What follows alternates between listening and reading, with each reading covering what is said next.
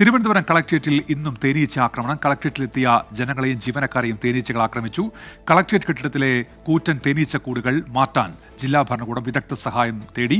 ഇതിൽ നിന്ന് തന്നെ നീക്കും എന്നാണ് സൂചന.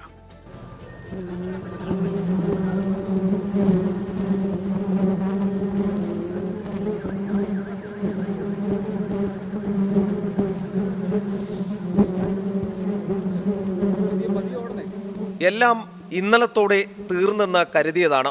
പക്ഷേ ആ ചിന്ത വെറുതെയായി. തേനീച്ചക്കൂട് ഇന്നും ഇളകി. കളക്ട്രേറ്റിൽ എത്തിയവർക്ക് പലർക്കും കുത്തുകിട്ടി.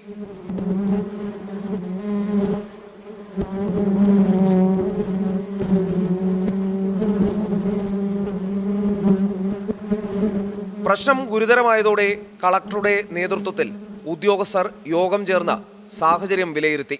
കളക്ട്രേറ്റ് പരിസരത്തെ 3 കൂറ്റൻ തേനീച്ചക്കൂടുകളും നീക്കാൻ അടിയന്തര ശ്രമമുണ്ടാകുമെന്നും ഇതിനായി പ്രാദേശിക കീട നിയന്ത്രണ വിദഗ്ധരുടെ സഹായം തേടിയെന്നും കളക്ടർ വ്യക്തമാക്കി.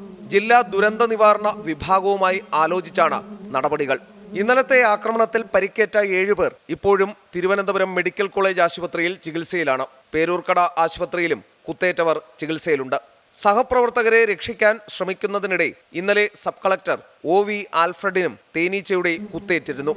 24 തിരുവനന്തപുരം.